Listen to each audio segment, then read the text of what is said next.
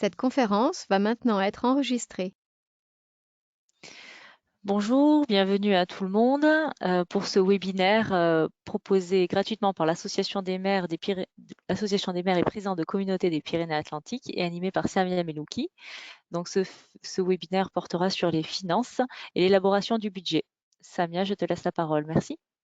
Bonsoir. Donc pour ce second webinaire, dans le premier, nous avons vu les acteurs, les dépenses, les recettes. Et donc dans ce webinaire, il est consacré au budget.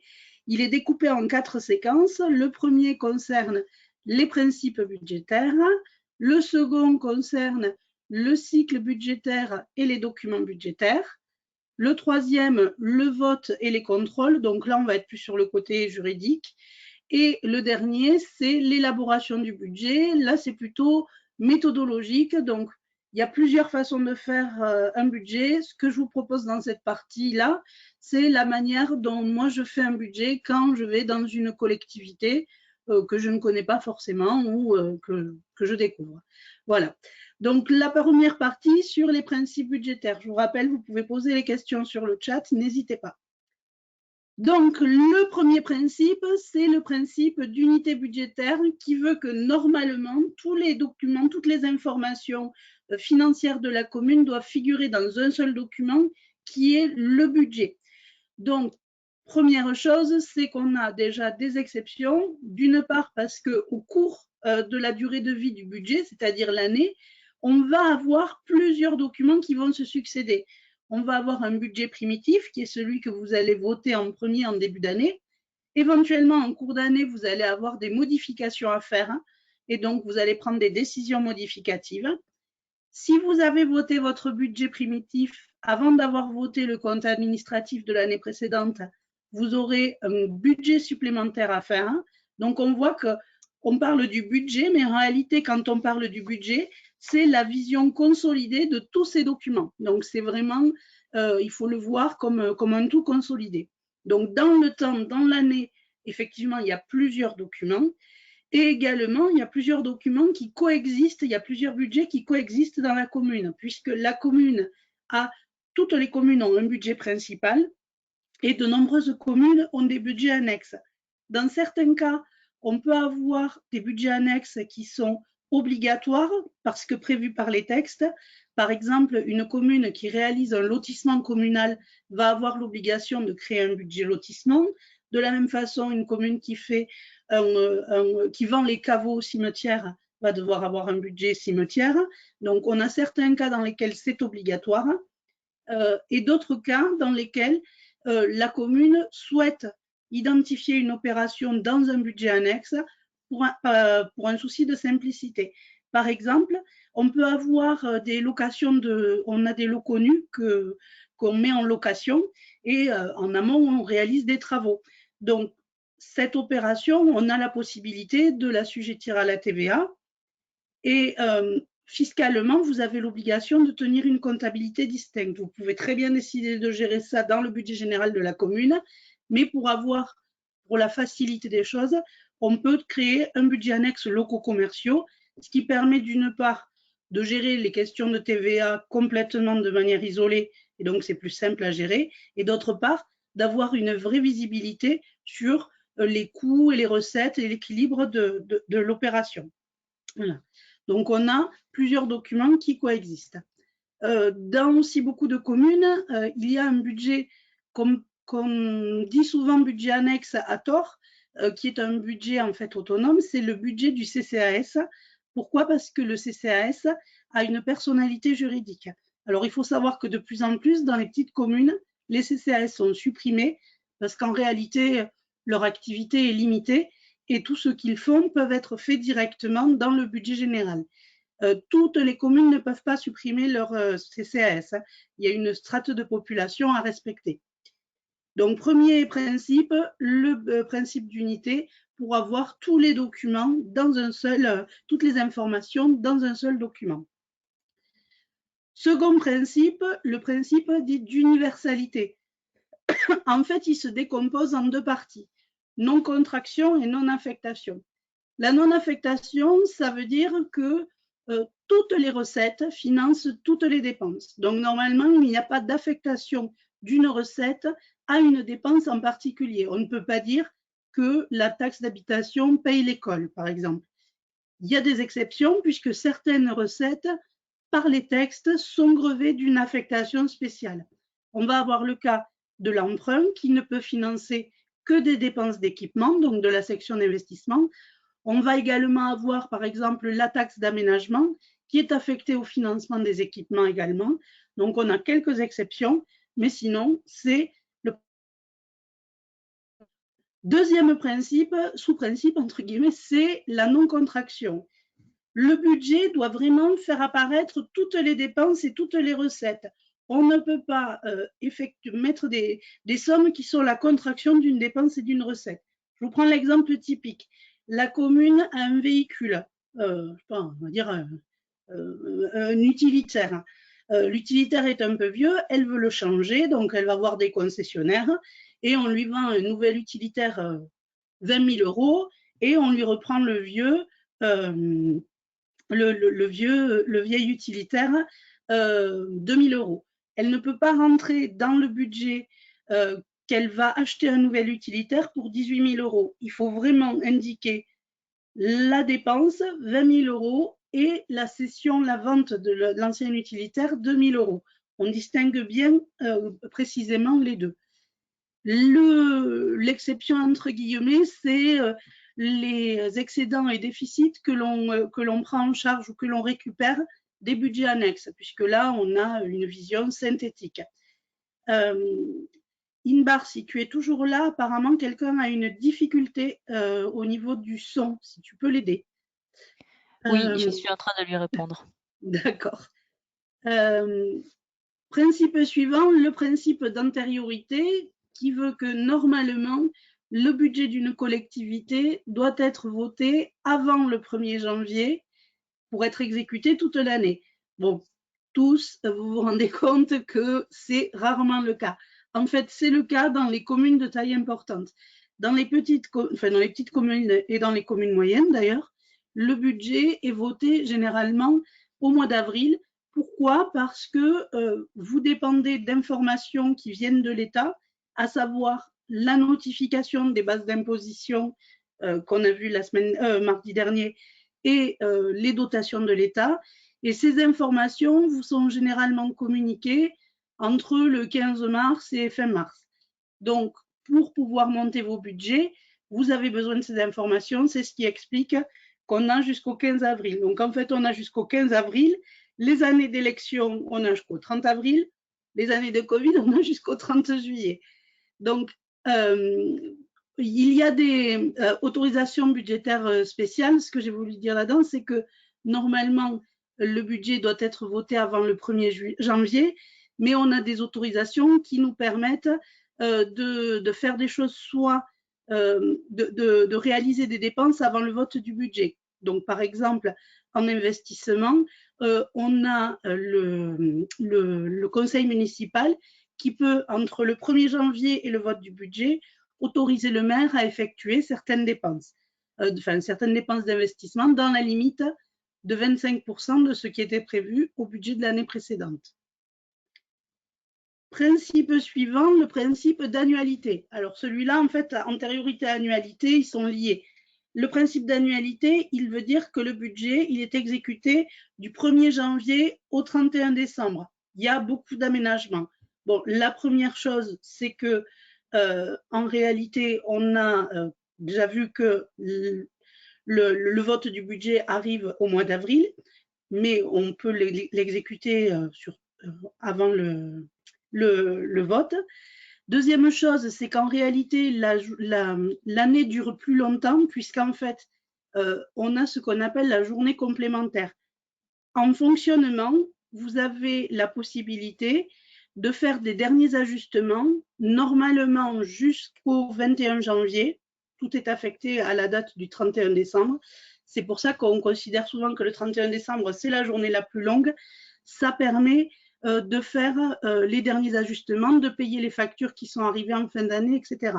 Ce qu'il faut savoir, c'est que les trésoriers, de plus en plus, vous incitent à raccourcir au maximum la journée complémentaire, voire à la supprimer.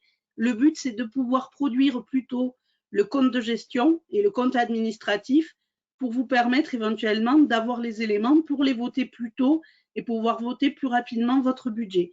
Donc ça a tendance à disparaître. Normalement, les crédits que vous n'utilisez pas en fin d'année, ils sont annulés. Ça veut dire qu'ils ne sont pas perdus. Ça veut dire que si par exemple, il y avait un programme de voirie qui était prévu à hauteur de 100 000 euros et que vous n'avez pas commencé les travaux, par exemple pour une raison de pandémie ou autre, l'autorisation est annulée. Ça veut simplement dire que si vous voulez faire les travaux, il faudra de nouveau les soumettre au vote du conseil municipal dans le budget suivant. Autre exception à ça, ce sont les reports de crédit en investissement. Donc, je vous ai pris l'exemple de j'ai une opération de travaux de 100 000 euros. Cette opération, j'ai passé un marché public à hauteur de 80 000 euros pour faire les travaux. Mais je viens de passer mon marché public, c'est-à-dire que je n'ai pas commencé à payer. Les travaux vont se dérouler en tout début d'année. Donc, ce qui veut dire que normalement, si vous voulez pouvoir payer des dépenses d'investissement, comme ce n'est pas une dépense nouvelle et que ça ne va pas rentrer dans cette enveloppe des 25%, il faudrait que le budget soit voté.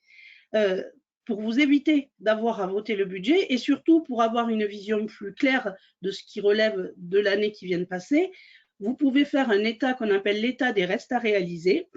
En fait, on va faire figurer dans cet état toutes les dépenses d'investissement, d'équipement, qui ont été prévues et engagées, c'est-à-dire le marché public a été signé, mais qui n'ont pas été payées.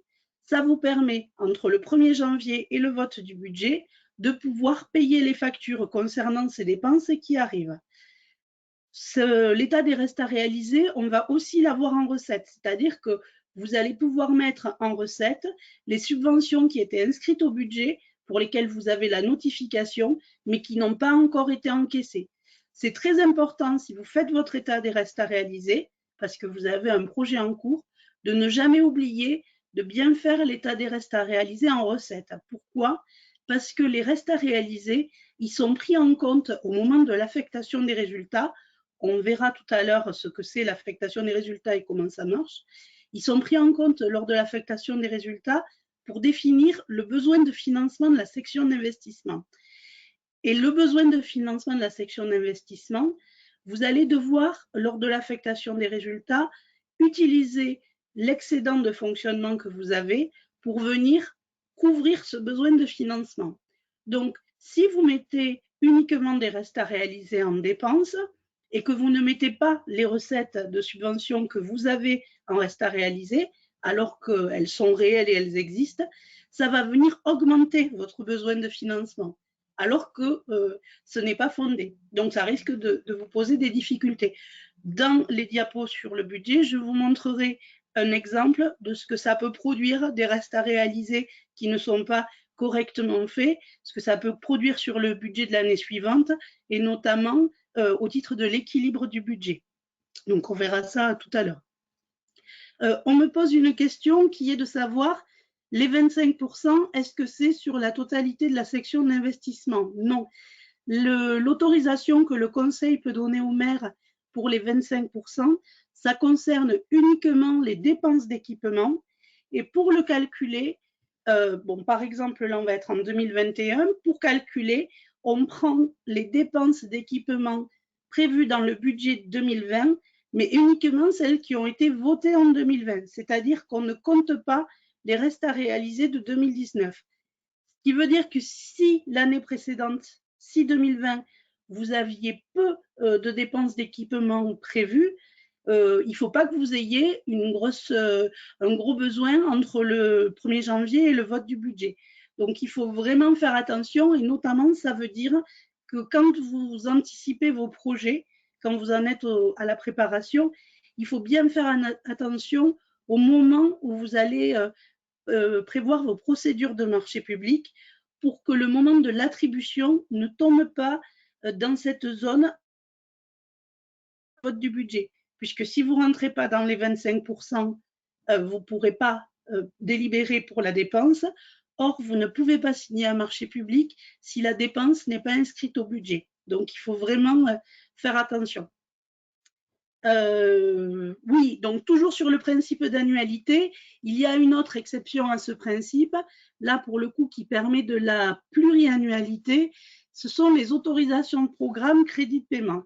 Alors l'autorisation de programme, en réalité, c'est une délibération du conseil municipal qui, pour un projet dont on sait déjà qu'il va durer au moins 2 ans, 2, 3, 4 ans, va délibérer pour fixer l'enveloppe maximale, enfin l'enveloppe du projet, et pour répartir les dépenses dans les années du projet. Donc, par exemple, j'ai un projet de 1 million d'euros qui va commencer en 2021 et se finir en 2023.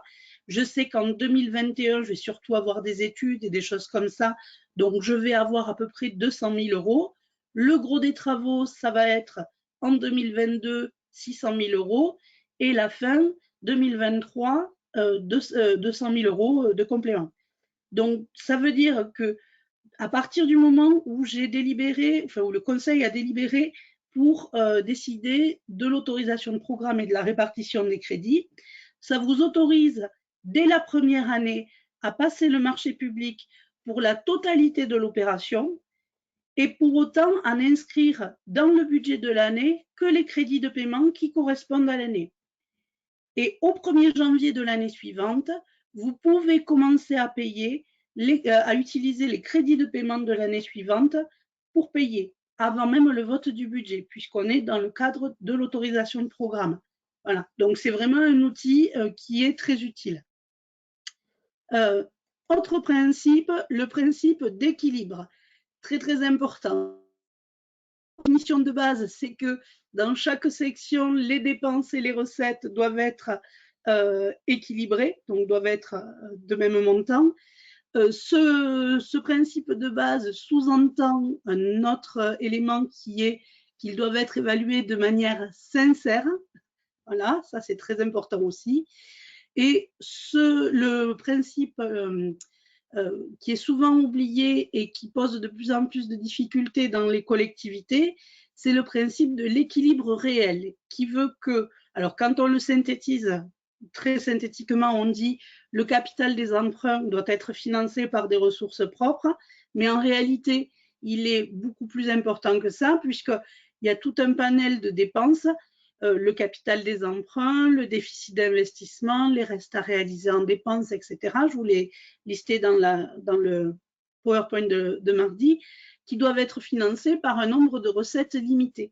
Donc ce principe, il est très important, puisque vous pouvez avoir un budget qui paraît équilibré, puisque dans chaque section, les dépenses et les recettes sont équilibrées, mais en réalité, il est considéré comme un déséquilibre, puisque la notion d'équilibre réel n'est pas respectée. Alors, l'exception qui en fait n'en est pas une, c'est que un budget excédentaire, donc en suréquilibre, n'est pas considéré comme étant en déséquilibre. Dernier principe qui est le principe de spécialité. Ce principe veut dire que l'autorisation que le Conseil donne au maire en matière de dépenses, elle n'est pas globale. Si on a un budget de 1 million d'euros, ce n'est pas une autorisation à hauteur de 1 million d'euros dans laquelle on fait ce qu'on veut. L'autorisation budgétaire, elle est spécialisée par rapport au niveau de vote du budget. Si le conseil municipal vote le budget au chapitre, le maire pourra, à l'intérieur du chapitre, dépasser certains articles, dépenser moins à d'autres, mais en tout cas, il ne pourra pas dépenser plus que ce qui est prévu au chapitre. S'il veut dépenser plus que ce qui est prévu au chapitre, il doit repasser devant le conseil municipal pour faire une décision modificative. Il y a un petit tempérament que sont les dépenses imprévues. Les dépenses imprévues, c'est une enveloppe que le conseil municipal peut prévoir dans le budget en fonctionnement et en investissement, qui est plafonnée à 7,5% des dépenses réelles de chaque section. À ce moment-là, on peut prévoir cette somme et ça veut dire que on donne une délégation au maire pour l'utilisation de cette somme. Donc, cette somme est ensuite utilisée par décision du maire et il vient ponctionner dessus pour alimenter des postes de dépenses sur lesquels il n'y aurait pas assez de crédit. Alors, on me pose la question, c'est le conseil qui décide du vote au chapitre? Oui, par principe, les budgets, alors on le reverra après, par principe, les budgets des collectivités sont votés au chapitre. Ça ne veut pas dire qu'on lève la main oui, non à chaque chapitre. Hein. Ça veut dire que le niveau d'autorisation que le conseil donne au maire est au chapitre. Généralement, un budget voté à l'article, ça veut dire qu'il y a des tensions parce que c'est très compliqué sur l'année à gérer un budget voté à l'article. Et la section d'investissement, on verra après, on peut avoir aussi une notion d'opération d'équipement. Mais ça, on le reverra dans la partie sur le vote du budget. Donc, je vais arrêter l'enregistrement et on va pouvoir échanger. Cette conférence va maintenant être enregistrée. Donc, la deuxième partie du webinaire sur les finances, le cycle budgétaire et les documents budgétaires. Donc, le cycle budgétaire, en fait, on rencontre essentiellement deux cycles budgétaires. Dans le premier cas de figure, qui est grosso modo celui de la plupart des petites et moyennes communes, on va avoir d'abord le vote du compte administratif, du compte de gestion et l'affectation des résultats. Donc là, par exemple, on est fin 2020, donc on va voter le compte administratif et compte de gestion 2020 et on va décider de l'affectation des résultats. Si on est dans une commune de plus de 3500 habitants, on fait également le débat d'orientation budgétaire. Alors là, je l'ai positionné après le vote du compte administratif, mais ça peut très bien intervenir avant. La seule règle à respecter, c'est qu'il faut le faire dans les 2 mois qui précèdent le vote du budget. Je vous en reparlerai tout à l'heure du débat d'orientation budgétaire. Ensuite, on vote le budget. Donc, ça veut dire que le budget intègre déjà les résultats de l'année précédente. Et éventuellement, en cours d'année, autant que de besoin, on fait des décisions modificatives. Je rappelle que les décisions modificatives, ce n'est pas juste déplacer des sommes d'un endroit à l'autre du budget. Ça peut également être ajouter des dépenses nouvelles. Le tout, c'est bien entendu de toujours respecter l'équilibre. Donc, si vous rajoutez une opération d'investissement, il faut également ajouter son financement. Ça peut être aussi des charges de fonctionnement d'ailleurs.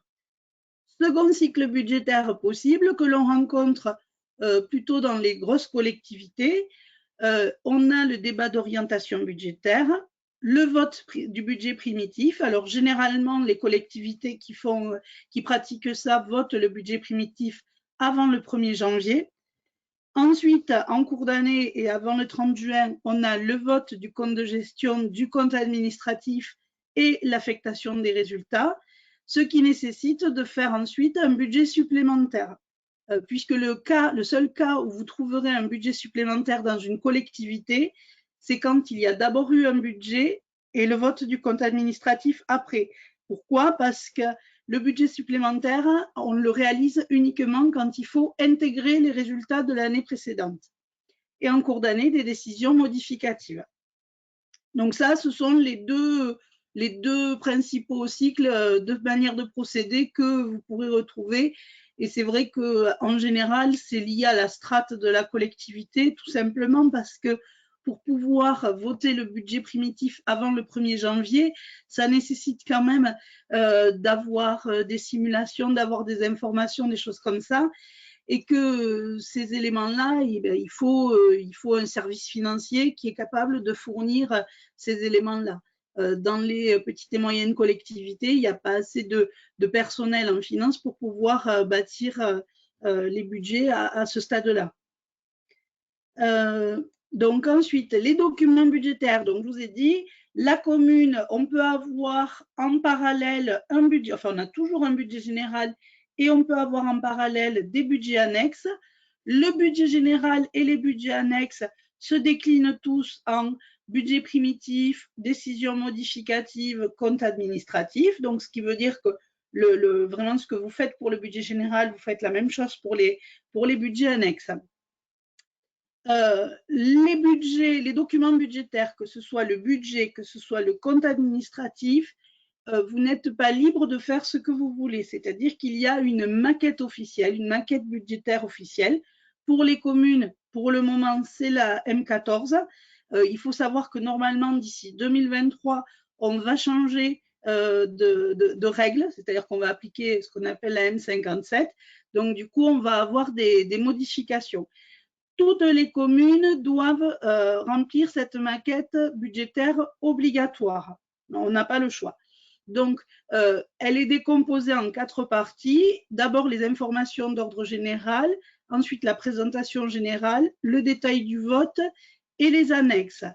Donc, un peu plus d'informations sur les informations générales. C'est là qu'on va retrouver certains ratios. On va également retrouver les modalités de vote, c'est-à-dire la décision qui a été prise pour le vote du budget. Est-ce qu'on vote au chapitre, pas au chapitre, etc. On va retrouver des informations générales sur la commune. Dans la deuxième partie, on va avoir vraiment une vue globale, c'est-à-dire des vues d'ensemble avec les grands chapitres sur les 2 sections. Dans la partie 3, là, on va vraiment avoir le détail. Et ensuite, on va avoir les annexes, avec à la fin des annexes, le rappel des taux d'imposition votés et la page des signatures du budget. Donc, je vous présente quelques informations sur les annexes, parce que les annexes, elles ne sont pas souvent regardées, elles sont trop souvent négligées, alors qu'elles contiennent plein d'informations. Donc, les annexes, on va avoir d'abord celles sur les éléments du bilan. Donc, la première, c'est-à-dire la présentation croisée par fonction, 500 habitants et plus, c'est une obligation légale dont on reparlera tout à l'heure. Ensuite, on va avoir les informations sur les crédits de trésorerie. Alors, je vous rappelle que les communes peuvent souscrire auprès des banques des lignes de trésorerie. Les lignes de trésorerie, c'est une avance véritablement de trésorerie, ce qui veut dire que comme ce n'est pas une recette budgétaire, la seule chose que vous allez voir sur une ligne de trésorerie dans le budget, ce sont les frais financiers et les frais de dossier et les commissions. Donc, pour une meilleure information des élus et des administrés, si la commune a une ligne de trésorerie, le détail, enfin les informations sur cette ligne de trésorerie doit figurer en annexe. Ensuite, on a tout un tas d'informations sur la dette. Donc, dans le budget, je vous rappelle, par rapport à la dette, vous avez le montant des intérêts d'emprunt que vous payez dans l'année, le montant du capital que vous remboursez dans l'année et éventuellement le montant du nouvel emprunt que vous allez contracter dans l'année. Ce qui veut dire qu'on a vraiment juste une vision de ce qui se passe dans l'année. Avec les annexes, vous allez avoir les informations sur la situation de la commune par rapport à la dette. Donc, combien est-ce qu'elle doit en tout aux banques, auprès de quelle banque elle a un prêt, quel type de prêt, est-ce que ce sont des prêts risqués ou des prêts pas risqués, à quel taux, quelles sont les durées restantes, etc. Donc, vraiment les éléments détaillés par rapport à la dette. Et c'est également là que l'on va voir, non, on le voit après, donc sur l'équilibre des opérations financières, on le voit après. Donc, on a vraiment une information complète sur la dette.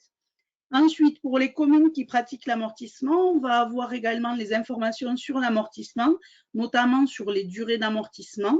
La même chose pour les provisions. Alors, les provisions, vous en avez peu en fait dans les collectivités, puisque c'est assez encadré, les cas dans lesquels il faut provisionner, c'est-à-dire mettre de côté. Notamment, on peut le retrouver en cas de risque de contentieux, des choses comme ça. Donc, vous en avez très peu.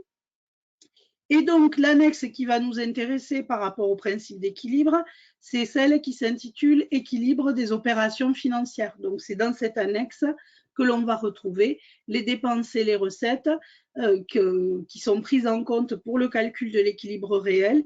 Et donc, si en bas de la page 2, vous avez un solde avec un petit moins devant, c'est qu'il y a un souci. Voilà.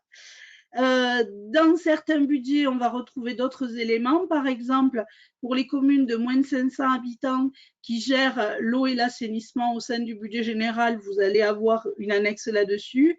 Et pour les intercommunalités, puisque maintenant ce sont les intercommunalités qui gèrent les ordures ménagères dans le budget général, on va avoir aussi une annexe sur la taxe d'enlèvement des ordures ménagères.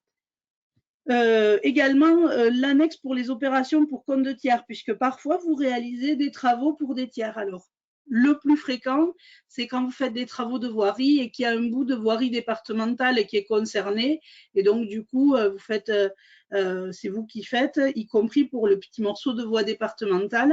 Dans ce cas-là, la partie des dépenses qui concerne la voie départementale, ça ne se met pas au même endroit dans le budget, ça se met dans un endroit spécifique qui s'appelle les opérations pour compte de tiers, tout simplement parce que vos travaux de voirie à vous, ils vont rentrer dans votre patrimoine, alors que ce que vous faites sur la route départementale, ça va rentrer dans le patrimoine du département. Donc, il faut l'identifier clairement. Et ça permet notamment d'identifier le fait que ça vous a bien été remboursé. Toujours sur les annexes, on va avoir d'autres choses qui apparaissent, c'est essentiellement des choses qui en fait n'apparaissent pas budgétairement.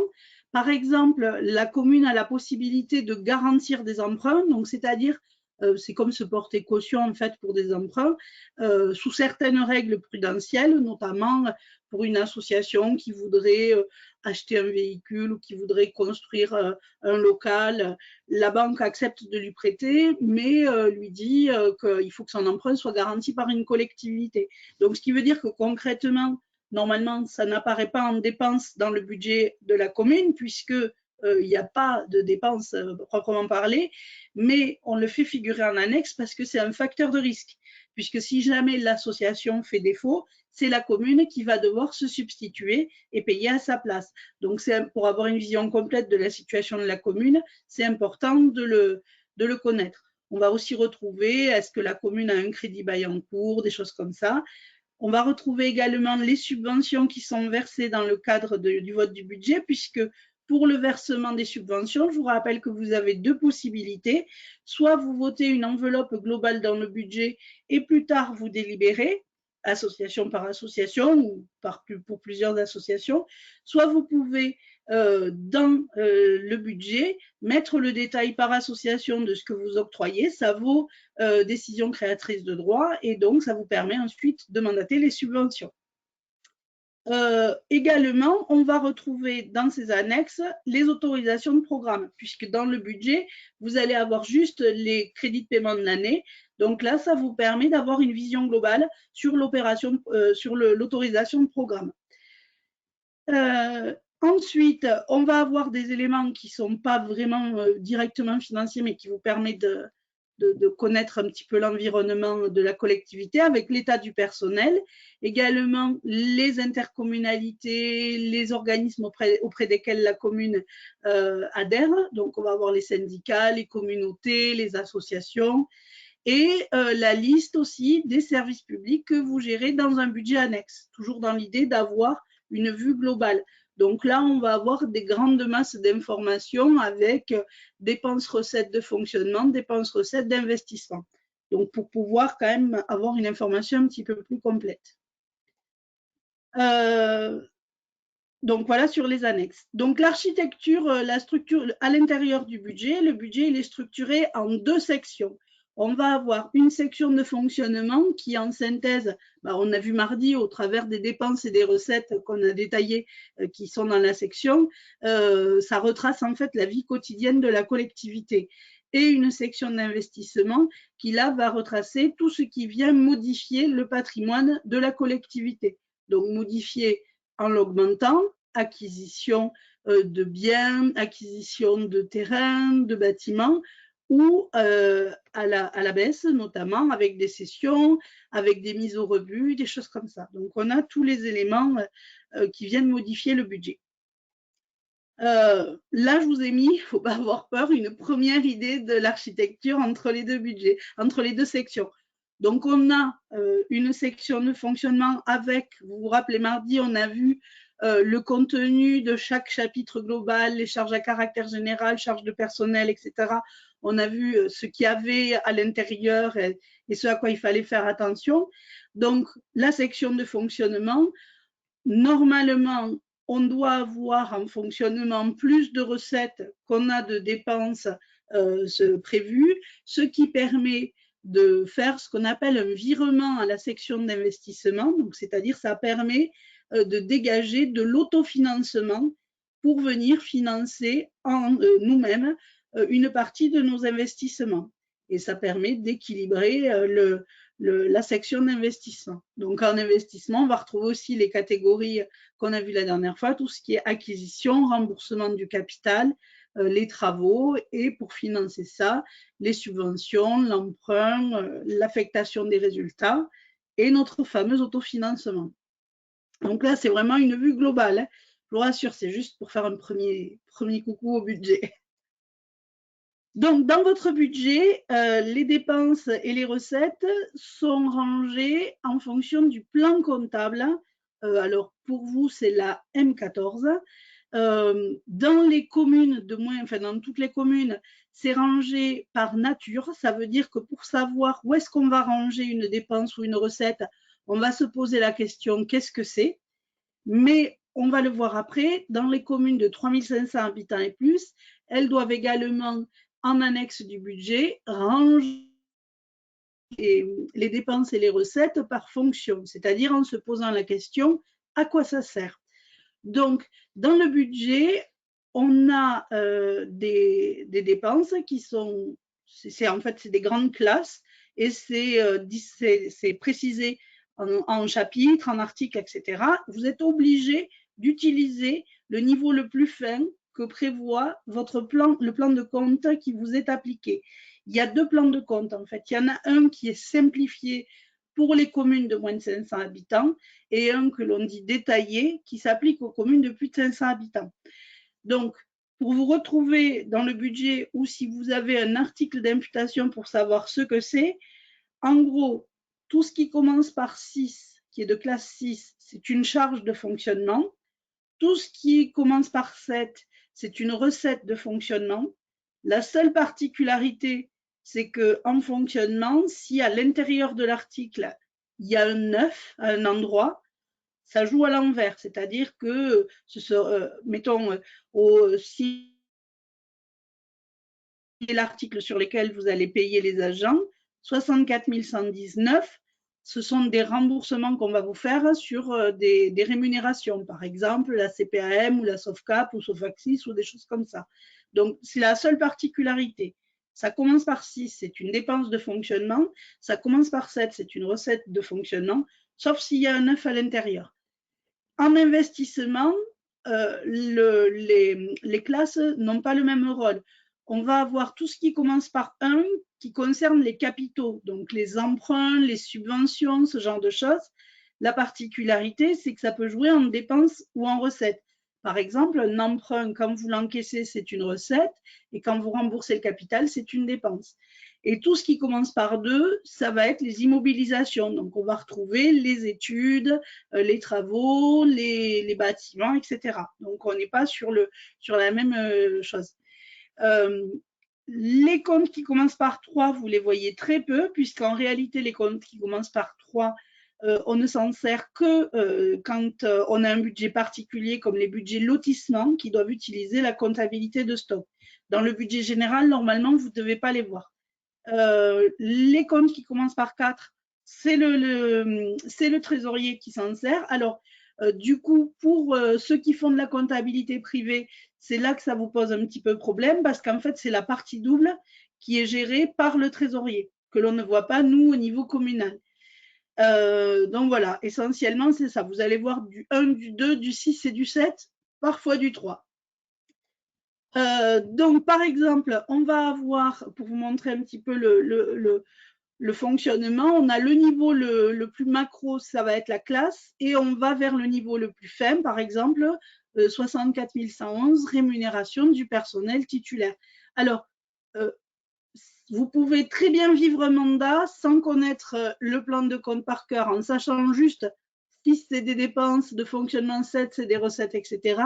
Moi, je travaille très bien depuis 20 ans sans connaître le plan de compte par cœur. Le tout, c'est de savoir se retrouver à peu près dans le budget. Après, avec le document sous les yeux, on peut trouver. Donc, il n'y a pas besoin de connaître les articles par cœur, etc. Ce n'est pas nécessaire à la compréhension du budget. surtout que dans la maquette officielle du budget, vous avez toujours le numéro de l'article, mais vous avez surtout l'intitulé. Et c'est plutôt ça qui va vous permettre de comprendre. Je vais vous parler du compte 002 tout à l'heure quand on va parler de l'affectation. Alors, j'ai une demande qui est, pouvez-vous nous parler du compte 002 ? Je vous en parlerai tout à l'heure puisque c'est un compte qui est utilisé pour l'affectation des résultats. Donc, je vous en parlerai quand on fera l'affectation des résultats. Donc, la nomenclature par fonction, qui est en fait la version où on ne se pose pas la question qu'est-ce que c'est, mais on se pose la question à quoi ça sert. C'est obligatoire dans les communes de plus de 3500 habitants en annexe du budget. Et dans les communes de plus de 10 000 habitants, en fait, on peut faire le choix de voter le budget par fonction. Donc, en fait, on va vraiment se poser la question, on a 10 fonctions qui existent, services généraux, sport et culture, etc. et qui elles-mêmes sont déclinées. Et on va se poser la question à quoi ça sert. Alors, je vous ai mis, si je ne me trompe pas, un exemple pour vous montrer. Par exemple, je veux acheter des tables pour l'école primaire. Si je suis en nomenclature par nature, c'est-à-dire je me pose la question qu'est-ce que c'est ?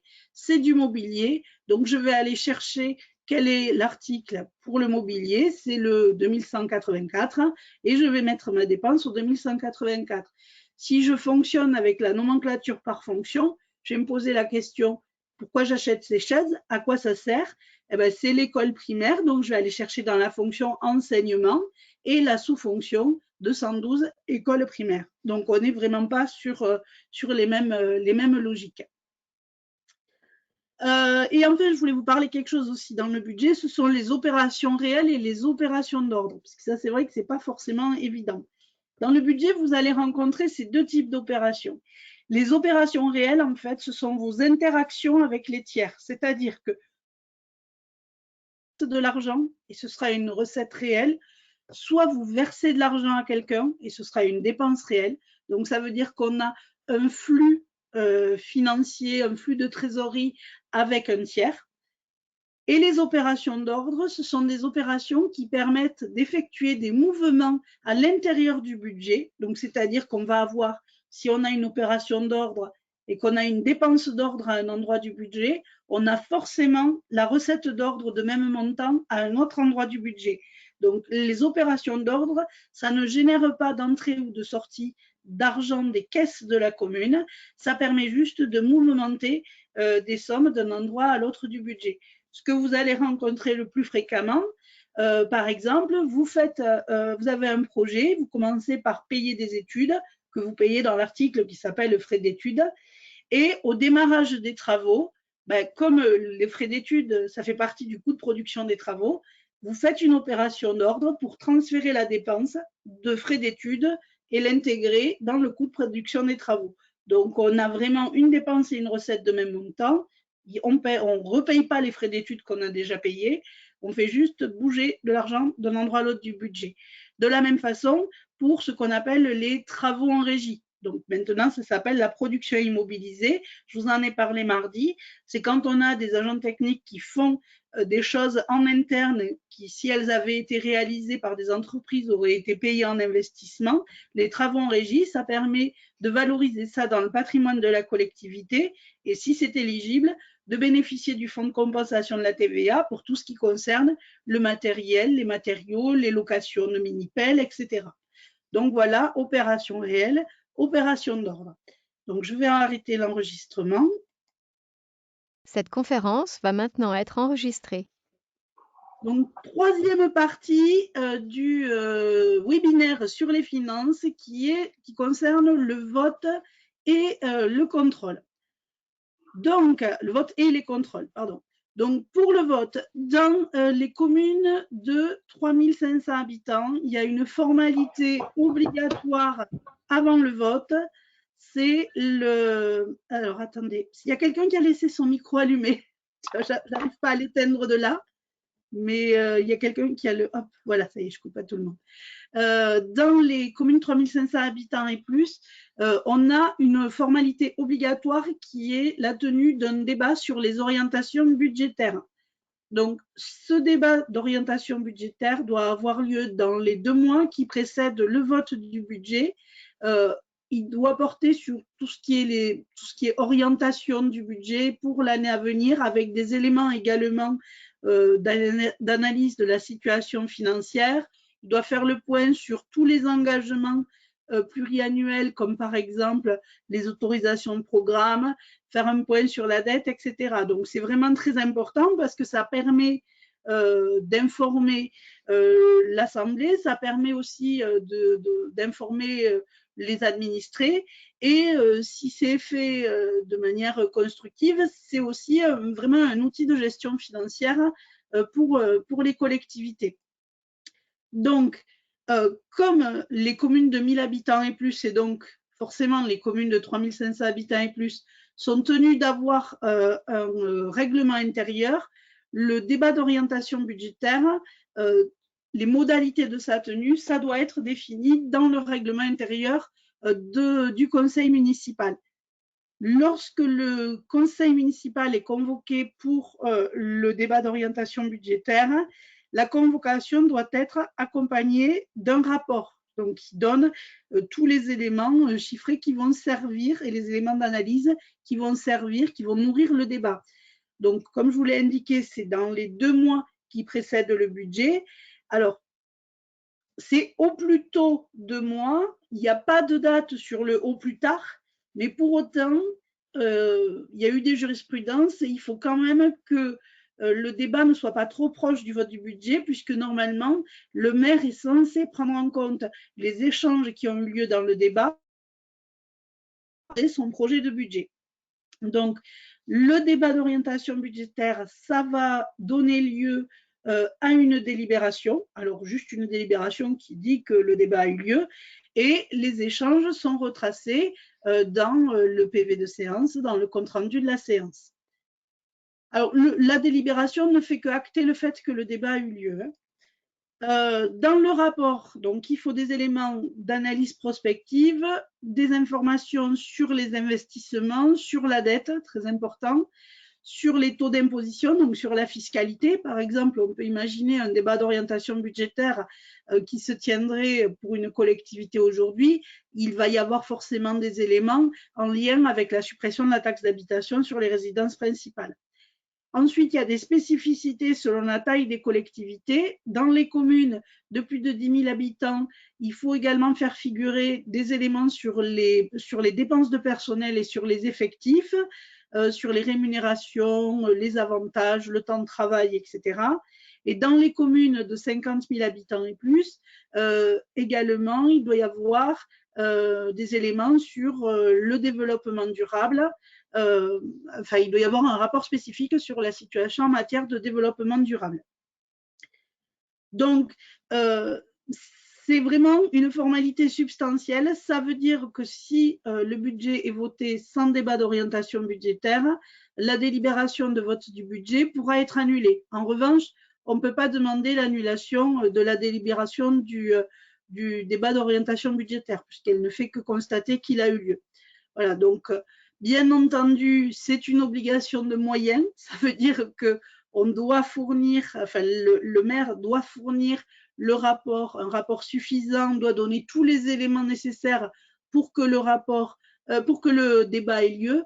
Pour autant, il ne peut pas forcer le débat. Hein. Donc, si les conseillers ont décidé de faire vœu de silence, ça ne remettra pas en cause le fait que le débat ait eu lieu. Au niveau du vote, c'est ce que j'ai commencé à vous expliquer tout à l'heure, les niveaux,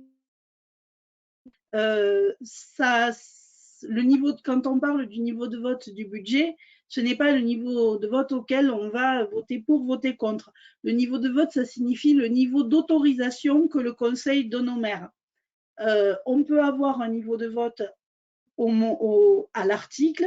Donc là, ça veut dire que c'est quand même très compliqué, puisque dès qu'il y a un dépassement d'1 centime sur un article, il faut une décision modificative. Donc, les conseillers risquent de se voir très, très souvent en réunion. On peut avoir un niveau de vote au niveau du chapitre.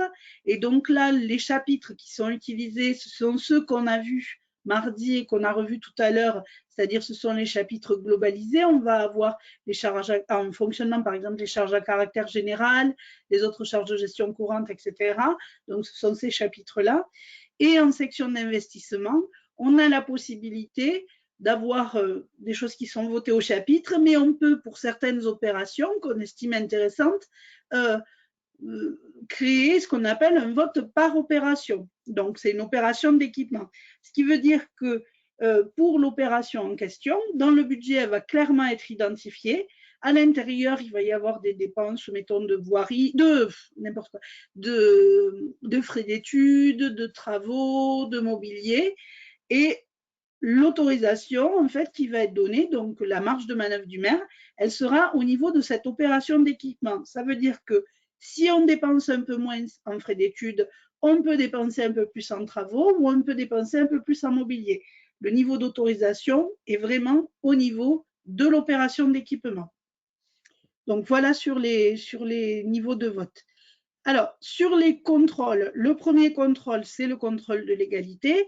Soit il est à l'initiative du préfet, donc c'est le déféré préfectoral, puisque je vous rappelle que tous les documents budgétaires, enfin tous les documents en matière de finances et notamment le budget, doivent être transmis au contrôle de légalité dans les 15 jours qui suivent leur adoption. Une fois que cette obligation est respectée, donc le budget est exécutoire. Pour autant, le préfet a 2 mois pour éventuellement saisir le tribunal administratif pour demander l'annulation de la délibération. Ça pourrait être le cas, par exemple, si dans une commune de plus de 3005, le budget avait été voté sans que le débat d'orientation budgétaire ait eu lieu. Mais également, toute personne qui a intérêt à agir peut saisir directement le tribunal administratif. Donc là, c'est vraiment sur l'aspect légal. Ensuite, on va avoir les contrôles budgétaires. Donc, je ne reviens pas sur le contrôle de l'inscription obligatoire des dépenses, donc l'inscription d'office des dépenses au budget, puisqu'on l'a vu quand on a vu les catégories de dépenses mardi. Donc, on va avoir là 2 cas de contrôle plus budgétaire. C'est le budget non voté dans les délais. Je vous rappelle, vous avez jusqu'au 15 ou au 30 avril. Alors, très clairement, cette procédure, en fait, elle est essentiellement mise en place et menée au bout quand l'absence, enfin le non-respect du délai de vote est lié à un blocage. Voilà, si c'est un blocage comme on en voit parfois dans des municipalités où il y a des désaccords persistants, donc là la procédure sera mise en place. Donc si le budget n'est pas voté dans les délais, le préfet va saisir la Chambre régionale des comptes qui a 1 mois pour proposer un projet de budget. À ce moment-là, ça va être transmis à la commune pour information et au préfet pour règlement. Une fois que la Chambre régionale des comptes a fourni son projet de budget, le préfet il a 20 jours, il peut éventuellement faire des modifications et ensuite, il transmet pour exécution, il aura un exécutoire par arrêté et il transmet pour exécution à la commune et pour information à la Chambre régionale des comptes. Il faut savoir qu'à partir du moment où la Chambre régionale des comptes est saisie, le conseil municipal est dépourvu de ses pouvoirs en matière financière. Autre contrôle, c'est le budget transmis en déséquilibre. Donc là, c'est ce que j'évoquais tout à l'heure. Vous avez fait votre budget, alors soit volontairement parce que vous n'avez pas d'autre solution et la commune est en difficulté, vous l'avez voté déséquilibré et puis advienne que pourra. Soit vous pensez avoir voté un budget équilibré et par exemple, la condition de l'équilibre réel n'est pas respectée. Donc là, pour un budget transmis en déséquilibre, la Chambre régionale des comptes, elle a 1 mois pour constater effectivement le déséquilibre, vérifier qu'il y a un déséquilibre ou pas. Elle informe la collectivité qui peut modifier son budget, soit elle le fait et ça se règle comme ça, soit elle le fait et ça ne satisfait pas la Chambre régionale des comptes, ou alors elle ne fait rien. À ce moment-là, la Chambre régionale des comptes va constater ça, va faire une proposition au préfet et c'est le préfet qui va régler le budget modifié de la collectivité. Donc voilà pour la structure du budget et ses contrôles. Cette conférence va maintenant être enregistrée. Donc, nous commençons la 4e partie sur le webinaire budget, qui est l'élaboration du budget. Donc, comme je vous l'ai indiqué, il n'y a pas une façon idéale de procéder. Chacun a sa méthodologie. Là, ce que je vous propose aujourd'hui, c'est ma méthodologie, celle que j'utilise quand je vais dans une collectivité faire le budget, que je ne connais pas particulièrement la collectivité. Alors, première étape, une commune peut avoir, on l'a vu, un budget annexe un budget général et des budgets annexes. Donc, la première chose, c'est de savoir est-ce que la commune, elle a juste un budget général ou est-ce qu'elle a aussi des budgets annexes? Si elle a qu'un budget général, pas de problème. Si elle a des budgets annexes, il faut se poser la question, est-ce qu'il y a des flux financiers entre le budget général et les budgets annexes? Est-ce qu'il y a des subventions du budget général au budget annexe? Est-ce qu'il y a des reversements d'excédents ou des remboursements de frais du budget annexe au budget général? Voilà, donc ça, il faut regarder. S'il n'y a pas de flux financiers, on fait dans l'ordre qu'on veut.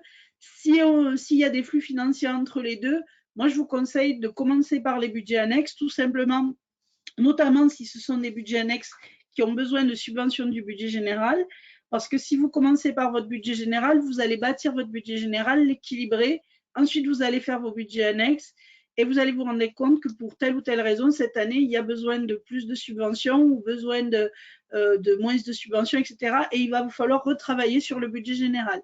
Donc, du coup, commencez par les budgets annexes. Une fois qu'ils sont faits, comme ça, vous avez déjà les données, savoir quelles dépenses ou quelles recettes je vais devoir prévoir dans mon budget général liées au budget annexe, et vous n'avez pas besoin d'y revenir dessus. Donc, voilà la première chose. Ensuite, la méthode, c'est la même selon les budgets. Donc, la première étape de l'élaboration du budget, c'est le recueil de données, puisque pour pouvoir, en fait, c'est faire le budget, c'est mettre en musique les éléments qu'on a recueillis. Il y a des éléments que vous allez recueillir en externe et d'autres en interne. Pour les éléments que vous allez recueillir en externe, il y a plusieurs interlocuteurs. Le premier, c'est la DDFiP, la Direction départementale des finances publiques, puisque vous allez avoir deux choses. Vous allez avoir l'état de fiscalité, qui est celui qui va vous permettre de voter les taux d'imposition. Je vais vous en montrer un après. Vous allez avoir aussi le compte de gestion. En fait, d'abord, avant le compte de gestion, vous allez avoir un état de pointage qui va vous permettre de vérifier ce que vous avez fait dans l'année par rapport à ce qu'a fait le trésorier, vérifier que c'est bien en adéquation. Et ensuite, il vous fournira le compte de gestion, puisque pour pouvoir voter le compte administratif, il faut avoir le compte de gestion. En fait, on vote d'abord le compte de gestion, puis le compte administratif au cours de la même séance. Auprès de l'État, vous allez avoir la notification de la dotation de la globale de fonctionnement. En réalité, il ne vous la notifie plus, c'est à vous d'aller chercher l'information. Je vais vous le montrer sur une autre diapo. Également, les éléments sur le fonds de compensation de la TVA à calculer et les notifications des montants accordés. Donc, je ne reviens pas sur le contenu, puisqu'on l'a vu mardi. Auprès des organismes qui vous subventionnent, tant en fonctionnement qu'en investissement, faire le point des notifications que vous avez, puisque on l'a vu dans les principes budgétaires, pour que le budget soit équilibré, il faut que les dépenses et les recettes soient évaluées de manière sincère. Donc, c'est-à-dire qu'il est quand même préférable de ne mettre dans le budget que les subventions pour lesquelles vous avez une notification. Alors, parfois, vous n'avez pas la notification, mais vous avez un accord qui fait que vous êtes sûr que vous l'aurez. Bon, je ne dis pas, mais sinon, si vous n'avez pas de notification, vous ne mettez pas la recette dans le budget. Et également, en début d'année, il va falloir faire le point pour les dépôts de dossiers de dotation d'équipement des territoires ruraux. Je vous avais expliqué, vous allez recevoir une lettre circulaire de la préfecture par mail avec le dossier, les catégories éligibles, etc. Au niveau de l'intercommunalité, il va y avoir deux choses. Les syndicats, avec les cotisations que vous devez payer aux syndicats, puisque si vous adhérez à des syndicats, il y a de grosses chances qu'ils soient financés par des contributions des communes. Donc, normalement, les syndicats font leur budget avant les communes, puisqu'ils ne dépendent pas de la fiscalité et des dotations. Donc, du coup, ils peuvent anticiper.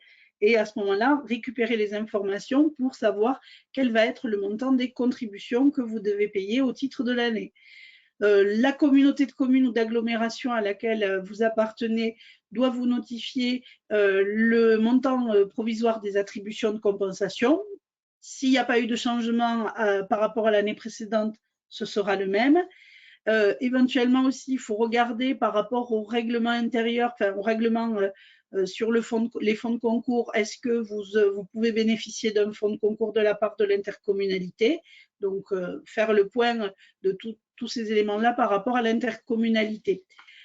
Et le dernier point, c'est par rapport aux autres contributions obligatoires, donc notamment le syndicat de défense incendie et secours, les écoles, notamment si vous avez des enfants qui sont scolarisés hors commune, les besoins des associations, puisque, comme je vous ai indiqué, vous pouvez, dans le budget, mettre directement le montant de ce que vous allez verser aux associations ligne par ligne, mais c'est important à ce moment-là d'avoir déjà en amont les demandes de subvention, puisque ce que vous mettez ligne par ligne, c'est créateur de droit, et si c'est créateur de droit, ça veut dire que si une association ne vous dépose pas de demande de subvention, elle n'en a peut-être pas besoin. Et donc, du coup, il n'y a pas vraiment d'intérêt à mettre le montant de la subvention dans le budget. Donc là, on récupère les informations. Alors, pour les dotations, avant, c'était notifié par courrier, vous receviez une notification. Maintenant, ce n'est plus le cas. Vous devez aller sur dgcl.intérieur.gouv.fr. Ça vous permet d'accéder aux dotations. Là, par exemple, j'ai fait pour la commune de la Batmal, puisque je ne sais plus pourquoi j'avais choisi cette commune. Et donc, du coup, vous pouvez voir le montant des dotations auxquelles vous avez droit. Donc là, c'est vraiment ce qui va vous être donné. Donc, vous pouvez reprendre les montants qui figurent sur ce site-là. Ce sont des montants qui sont sûrs. En général, c'est mis en ligne entre le 15 mars et fin mars. Donc ça, c'est pour la partie dotation. Pour la partie fiscalité, vous allez recevoir ce document qui est l'état de notification des bases d'impôt, enfin des taux d'impôt. La particularité, c'est qu'il faut savoir le lire, puisque c'est particulier. Cette année notamment, c'était particulier puisqu'il y avait la taxe d'habitation sur laquelle vous n'aviez pas de pouvoir de taux. Donc du coup, la taxe d'habitation que vous voyez ici, elle n'était pas prise en compte dans le total pour calculer le produit fiscal attendu. La taxe d'habitation, on l'a retrouvée ici dans le document. Pour autant, même si elle n'était pas dans le produit fiscal attendu, vous allez l'apercevoir. Le produit fiscal attendu, c'est celui que vous percevrez si vous ne bougez pas les taux d'imposition. Voilà. Donc, comme vous n'aviez pas le droit de bouger le taux sur la taxe d'habitation, c'est pour ça que ça n'était pas pris en compte. Normalement, l'année prochaine, vous savez que vous n'aurez plus la taxe d'habitation en tant que telle. Ici, par exemple, le taux de foncier bâti, si vous ne l'avez pas bougé, il va augmenter de l'ordre de 13 et quelques points, puisqu'il va intégrer le taux départemental. On l'a vu, qu'il va venir compenser la suppression de la taxe d'habitation sur les résidences. Et normalement, sur la ligne où il y a la taxe d'habitation, il y aura la taxe d'habitation sur les résidences secondaires. Mais je pense, alors je dis je pense parce que je ne sais pas encore quelle forme ça va avoir. Je pense que ce sera comme cette année, c'est-à-dire que vous le retrouverez ailleurs, vous ne le retrouverez pas dans le total, tout simplement parce que vous ne récupérez pas le pouvoir de taux encore sur la taxe d'habitation sur les résidences secondaires. Ensuite, autre élément d'information pour votre budget à prendre dans la notification. Ici, vous avez les allocations que l'État vous verse au titre des exonérations de fiscalité qu'il décide sur la fiscalité locale. Et enfin, dernier point, ici, ou alors ici, à côté, Si c'est dans le premier carré, versement GIR, ça veut dire que vous allez toucher une somme au titre de la garantie individuelle de ressources.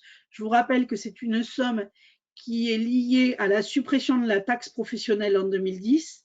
Et je vous rappelle aussi que c'est un fonds qui est alimenté par certaines communes. Donc, selon la situation dans laquelle vous êtes, soit vous l'avez à ce niveau-là et ça va être une recette, soit vous l'avez à ce niveau-là et ça va être une dépense. Donc, ce qui veut dire que vous allez avoir le montant des allocations compensatrices ici, le GIR ici, la taxe d'habitation normalement sur les résidences secondaires ici, et si vous ne bougez pas le taux d'imposition, le montant de la fiscalité que vous allez encaisser. Si vous bougez le taux de fiscalité, il vous faut, donc dans tous les cas, il faut remplir cette partie, mais si vous bougez le taux de fiscalité, le montant qui découle du nouveau taux apparaîtra dans le total. Et c'est celui-là qu'il faudra prendre en compte pour le budget. Donc voilà la présentation générale de l'état de fiscalité. Donc ça, c'était les éléments que vous récupérez en externe. En interne, vous allez aussi récupérer des éléments d'information, donc notamment le dernier compte administratif, une fois que vous aurez pointé avec le trésorier. Ça va vous permettre de faire l'affectation des résultats. On va voir après comment ça marche. Au niveau du personnel, il faut faire le point. Est-ce qu'il y a des recrutements? Est-ce qu'il y a des départs à la retraite? Est-ce que des agents avancent en cours d'année? Est-ce qu'on revoit le régime indemnitaire? Tous les éléments qui pourraient modifier les changements aussi de taux de cotisation, tous les éléments qui pourraient modifier le montant des frais de personnel. Au niveau de la vie des services, est-ce qu'il y a des projets particuliers? Est-ce qu'il y a des besoins particuliers? La question de la tarification aussi, puisque le coût des services évolue. Est-ce qu'on fait évoluer la tarification des services? Est-ce qu'on met en place une tarification différente? Et également les impacts des derniers investissements. Par exemple, j'ai construit un nouveau bâtiment, une nouvelle salle pour les associations. Bah, du coup, je vais avoir des charges. Je vais avoir des charges d'eau, d'électricité, des charges éventuellement d'entretien, mais peut-être que je vais avoir des recettes aussi. Est-ce que je le mets en location? Voilà, donc savoir quelles sont les charges et les recettes liées aux investissements que j'ai réalisés l'année précédente. Ensuite, donc, une fois qu'on a tout recensé, ah oui, alors, une fois qu'on a tout recensé, pour certains exemples de services, ben par exemple, pardon, on me pose une question sur le chat, on me demande des exemples de services. Par exemple, la cantine, la garderie, par exemple, des services, vous pouvez avoir une bibliothèque, vous pouvez avoir tous les services que vous êtes susceptibles de faire payer ou pas dans la collectivité. Parce que même si un service est gratuit, si vous le faites, ça veut dire est gratuit pour l'usager, parce qu'un service n'est jamais gratuit. Il est gratuit pour l'usager, mais il est payé par le contribuable. Donc, il n'est jamais gratuit. Mais c'est quand même, il faut quand même recenser les besoins, parce que pour la réalisation du service, vous allez peut-être avoir besoin, je ne sais pas, moi par exemple, un service qui est gratuit pour l'usager, c'est l'urbanisme, puisque on ne fait pas payer les permis de construire, les demandes de permis, etc. Pour autant, c'est important de recenser les besoins parce que si jamais votre service urbanisme vous dit que le logiciel d'instruction est obsolète et qu'il faut en changer et le remplacer par un nouveau, ça va avoir un coût pour la collectivité. Donc voilà, tous les services de la collectivité. Donc, pour certaines dépenses, vous n'allez pas forcément avoir les éléments, enfin vous n'allez pas avoir de modification majeure pour d'une année sur l'autre. Donc la question c'est comment est-ce que je fais évoluer notamment les dépenses pour prendre en compte le coût de la vie, entre guillemets, pour des choses qui resteraient stables. Donc là, plutôt que de prendre justement l'indice des coûts à la consommation, moi je vous conseille d'utiliser l'indice du prix des dépenses communales et plus particulièrement celui qui est, alors attendez, hop, ici, indice du prix des dépenses communales hors charge financière. Pourquoi hors charge financière? Parce que les intérêts des emprunts, vous les connaissez grâce au tableau d'amortissement des emprunts. Donc, du coup, vous n'avez pas besoin de l'intégrer. Et là, on voit, par exemple, c'est le dernier pour les communes. Alors, c'est bien parce que maintenant, ils ont affiné. Alors, l'indice du prix des dépenses communales, il est fait par l'Association des maires de France et la Banque postale. C'est un partenariat. Avant, il était général, c'est-à-dire que c'était un indice. Et maintenant, c'est par strate de population. Donc, on a les communes de moins de 3 500, celles de 3 500 à 30 000 et les communes de plus de 30 000. Et ce n'est pas neutre parce qu'effectivement, on voit que l'évolution des prix, entre guillemets, de dépenses est différente selon la taille de la collectivité. Pourquoi? Tout simplement parce que la structure des dépenses est différente d'une collectivité selon la taille des collectivités. Donc, par exemple, pour les communes de moins de 3 500 habitants, le dernier indice publié, c'était 1,90%. Et si on compare, vous voyez, ce n'est pas du tout la même chose que le prix à la consommation. Donc, c'est 1,40% le prix à la consommation. Alors, on me demande où trouve-t-on ce document? Sur le site de l'Association des maires de France. Je crois qu'on le trouve aussi sur le site de la Banque postale, sur les deux qui produisent le document. Donc ça, vous pouvez l'utiliser notamment pour des postes de dépenses qui n'ont pas d'évolution particulière d'une année sur l'autre et pour prendre en compte le coût de la vie, entre guillemets.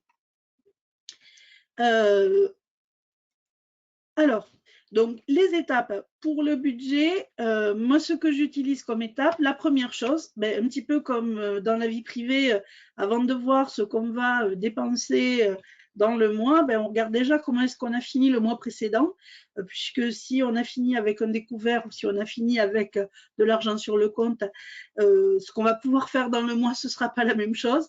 Mais pour la collectivité, c'est pareil, mais c'est à l'échéance d'une année. Donc, la première chose à faire quand on fait un budget, c'est de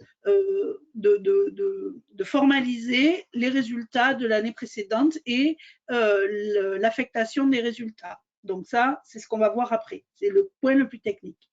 Ensuite, à partir de tous les éléments collectés et éventuellement de l'utilisation de l'indice des dépenses, etc., vous allez bâtir votre section de fonctionnement. C'est vraiment la première chose à bâtir. Pourquoi? Parce que c'est ça qui va vous permettre de dire j'ai posé mes résultats, mes dépenses et mes recettes de fonctionnement. Donc, une fois que je fais mes totaux, voilà ce que j'ai de disponible pour venir financer ma section d'investissement.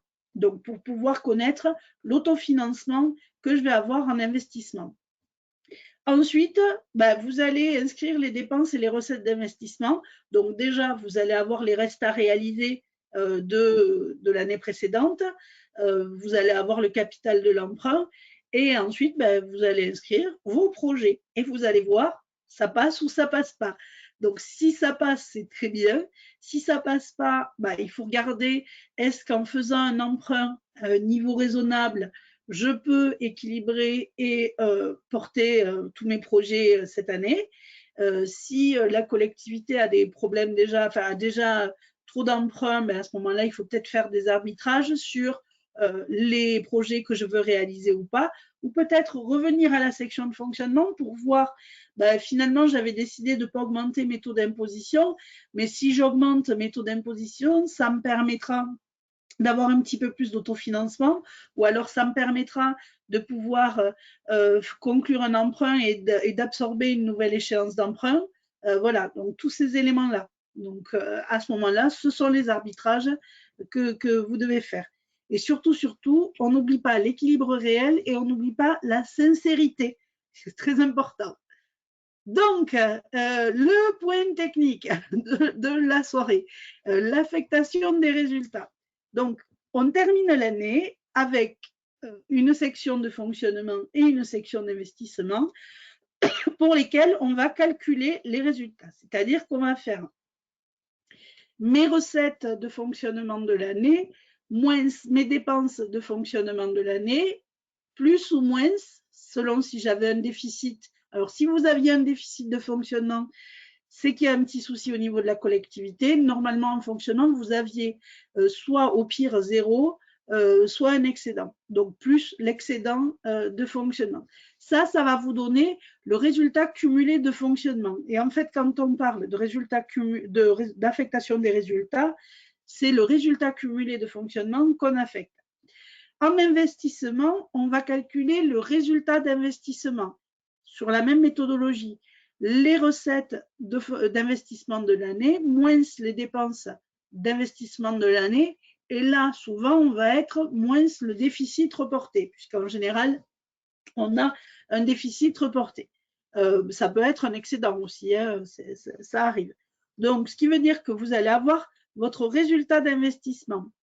Mais là où il vous faut faire attention, c'est que si vous faites des restes à réaliser, pour l'affectation des résultats, il va vous falloir ajouter à votre résultat d'investissement les restes à réaliser en dépenses et en recettes pour définir le besoin de financement de la section d'investissement. Et la règle, c'est que l'excédent de fonctionnement que vous avez, vous êtes obligé de venir ponctionner au moins de quoi couvrir le déficit, enfin le besoin de financement de la section d'investissement. Ensuite, s'il vous reste de l'argent, vous êtes libre de faire ce que vous voulez, c'est-à-dire que vous pouvez le reporter en recette de fonctionnement ou le mettre en complément en recette d'investissement. Moi, mon conseil, c'est de le reporter en recette de fonctionnement. Pourquoi?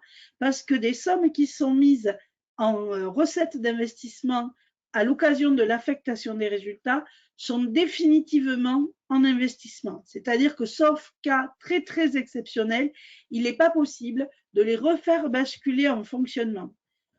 Donc, ce qui veut dire que si jamais vous avez une difficulté en fonctionnement, l'argent sera bloqué en investissement et il faudra trouver une autre solution. Alors que inversement, si vous reportez tout ce qui n'est pas obligatoire mis en investissement en fonctionnement, vous pouvez très bien le faire partir en investissement par l'autofinancement. Et si finalement, en cours d'année, vous avez besoin d'un peu plus de mou en fonctionnement, il vous suffit de diminuer votre autofinancement et soit diminuer un projet d'investissement, soit trouver une autre recette. Voilà.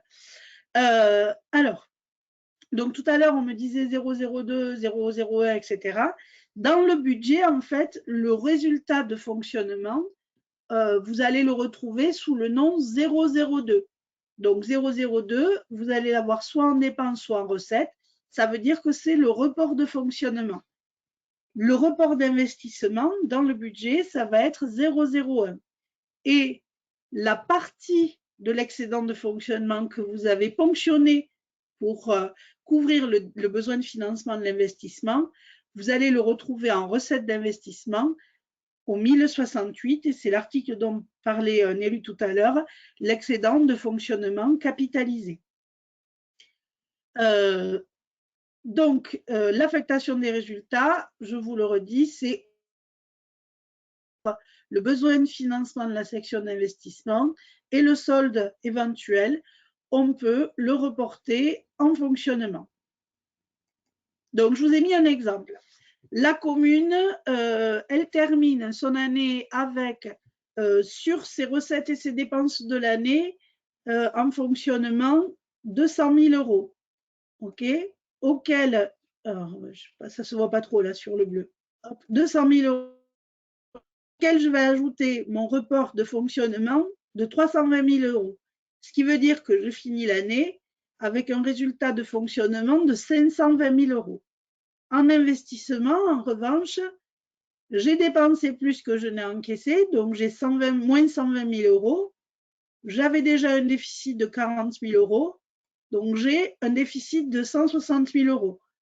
Normalement, tout va bien parce qu'on est quand même avec un excédent supérieur au déficit.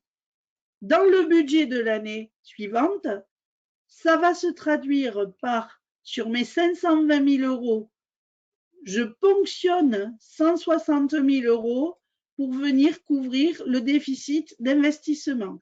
Et du coup, 520 000 € moins 160, il me reste 160 000 € que je peux reporter en recette de fonctionnement. Donc, ce qui veut dire que quand je vais inscrire dans mon budget l'affectation des résultats.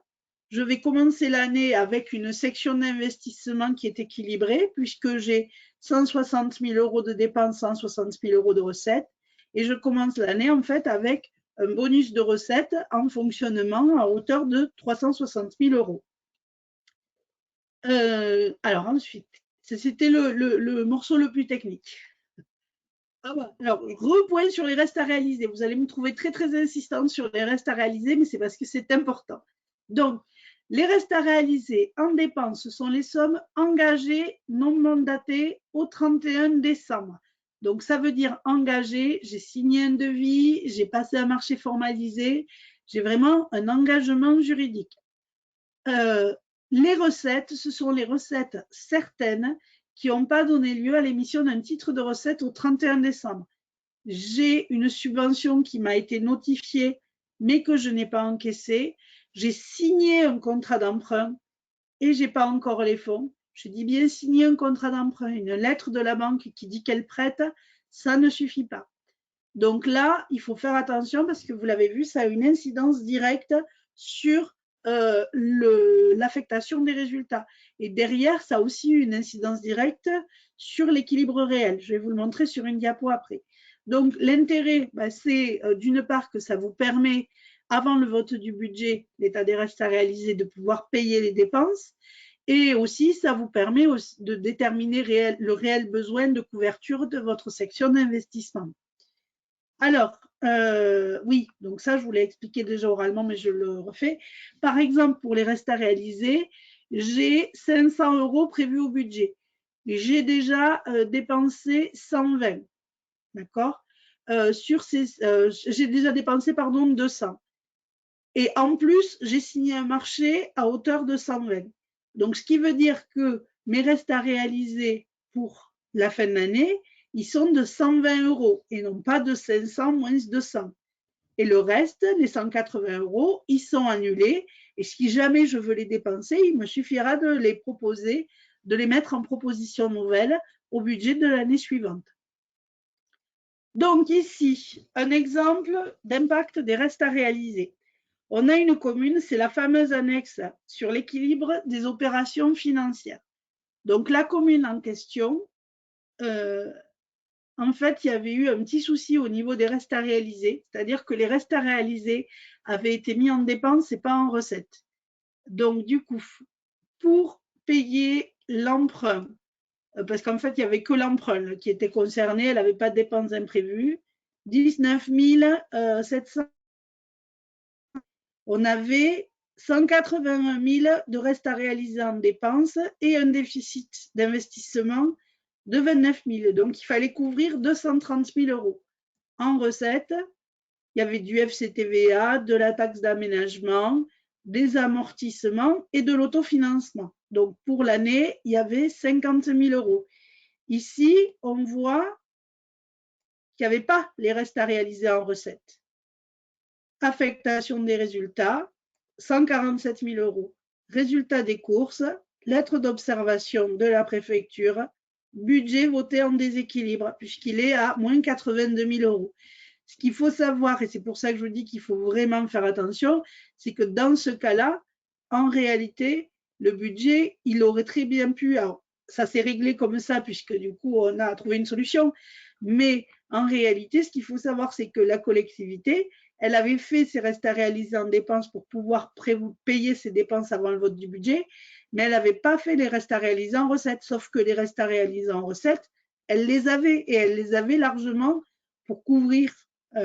Donc, il y avait de l'emprunt, puisque le contrat d'emprunt était signé. Alors, je ne sais pas, je vais vous dire une bêtise, mais mettons, il y avait 150 000 € d'emprunt. Donc, les 150 000 € d'emprunt, ils sont en proposition nouvelle dans le budget. Ça ne rentre pas dans les recettes qui sont couvertes qui couvrent qui permettent de respecter la règle. S'ils avaient été bien pris en compte dans les restes à réaliser, on n'aurait pas eu le problème de déséquilibre. Donc vraiment, c'est très important, les restes à réaliser, il faut les prévoir correctement et mettre de vrais restes à réaliser, parce qu'on a encore trop souvent des restes à réaliser qui ne correspondent pas à la réalité. Donc je vais arrêter l'enregistrement